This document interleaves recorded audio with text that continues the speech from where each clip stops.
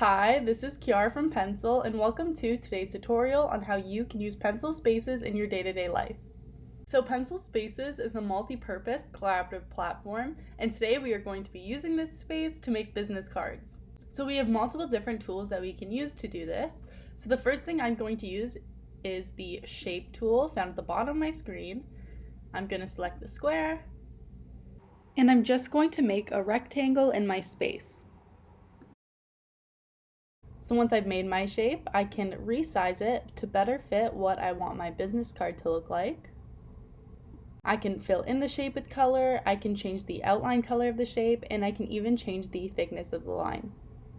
So one cool feature Pencil Spaces has is that you can actually copy images from outside sources and paste them into your space, or you can upload images from your files into your space.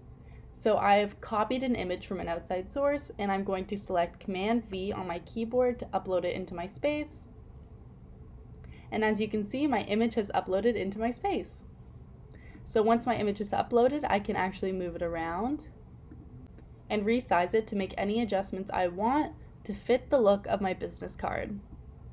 I'm now going to go in with Pencil's text tool to add more content to my business card. So once I've added the text, I can move it around. I can change the size of the text box itself. I can bold the text, italicize it, underline it, change the color, highlight, change the font. Any changes I really want to make to the text, I can. So now that I've finished inputting our information into our business card, I want to add a line to separate our business information from our business logo.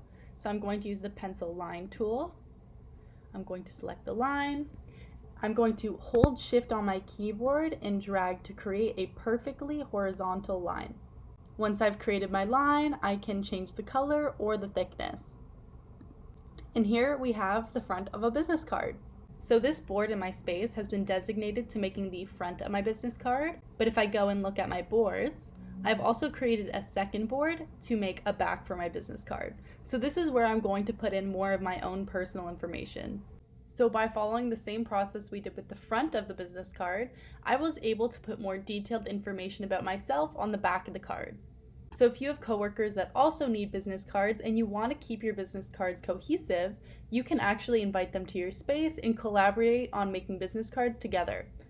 So I'm going to invite my coworker to my space by clicking the blue invite button found on the top right-hand side of my screen. And as you can see, my space is currently private, so each participant I would like to add to my space must be added by name or email.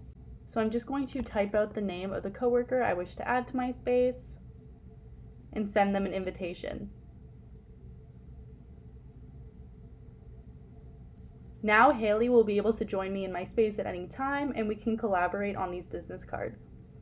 So here you can see my coworker has made her way to our space, and she's helping me collaborate on these business cards.